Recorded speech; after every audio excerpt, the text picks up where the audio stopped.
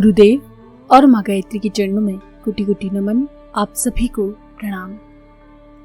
संत तुकाराम कितने सहिष्णु थे, साधुता उनमें कूट कूट कर भरी थी। आइए जानते हैं उनके जीवन की इस कथा से। एक महात्मा से प्राप्त रामकृष्ण हरि मंत्र का श्रद्धा व भक्ति के साथ जप करते हुए अंततः तुकाराम जी को भगवान श्री हरि का दिव्य दर्शन प्राप्त हुआ।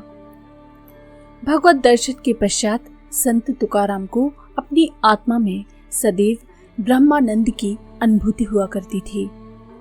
वे गृहस्थ थे और गृहस्थी के कार्य करते हुए भी वे भगवत चिंतन से कभी विमुख नहीं हो पाते थे। वे हमेशा ब्राह्मी दशा में रहते थे।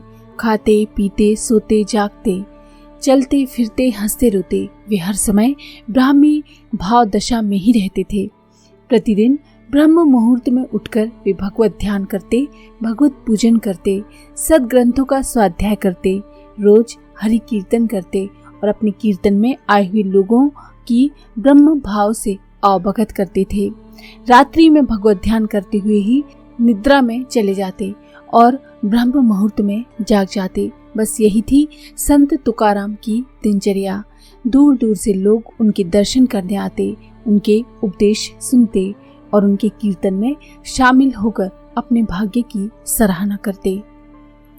एक बार की बात है कि संत तुकाराम जी की भैंस एकादशी के दिन पड़ोस के मंबाजी बुआ की फुलवाड़ी में घुस गई। तुकाराम जी तो अधिकांश हरि चिंतन में होते थे, इसलिए घर का काम काज जिजाई और कन्होबा ही देखते थे। तुकाराम जी को एक पुत्र और हुआ था जिसका नाम महादेव था। महादेव अभी छोटा था। महादेव को दूध पिलाने के लिए ही जिजाई अपने घर में एक भैंस लेकर आई थी। आज वही भैंस पड़ोसी की फुलवाड़ी में घुस गई। ये फुलवाड़ी तुकाराम जी के घर के पास ही मंबाजी बुआ की थी। उस फुलवाड़ी और घर के बीच में से होकर श्री विठल मंदिर जी को जाने का रास्ता था। फुलवाड़ी के चारों ओर से कांटे लगे थे ताकि कोई जानवर भीतर ना आ सके, पर तुकाराम जी की भैंस ने उन कांटों की परवाह ना करके उस दिन फुलवाड़ी में प्रवेश किया और मंबाजी बुआ की फुलवाड़ी में लगे हुए फूलों को कुचल डाला, कुछ को खा डाला। जब उसे फुलवाड़ी से भगाने के लिए हाँका गया तो उसके भगाने से फुलवाड़ी के किनारे लगे कांटे इधर उधर फैल गए। एकादशी का दिन था। रात को कीर्तन होने वाला था और उसी मार्ग से कीर्तन में भाग लेने के लिए भक्तजन आने वाले थे। ये देखकर तुकाराम जी स्वयं रास्ते से कांटे हटाने लगे ताकि किसी भक्त के पैर में कांटे ना चुभें और उन्हें कोई कष्ट ना हो। वो रास्ता साफ कर ही रहे थे, तभी मंबाजी बुआ आ पहुंचे। उन्हें किसी ने भैंस के द्वारा किए गए नुकसान की खबर पहुंचा दी थी, इसलिए वे दौड़ते हुए वहां आए। फुलवाड़ी की दशा देखकर क्रोध के मारे वे जल उठे। उन्होंने देखा फुलवाड़ी के कई पेड़ों को भैंस ने कुचल दिया है।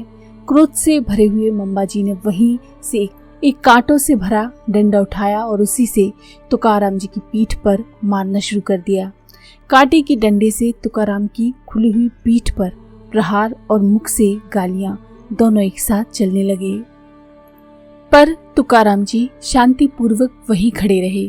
उनकी पीठ पर कई जगह से लहू बहने लगा। तब जाकर मंबाजी का क्रोध शांत हुआ और वे अपने घर चले गए।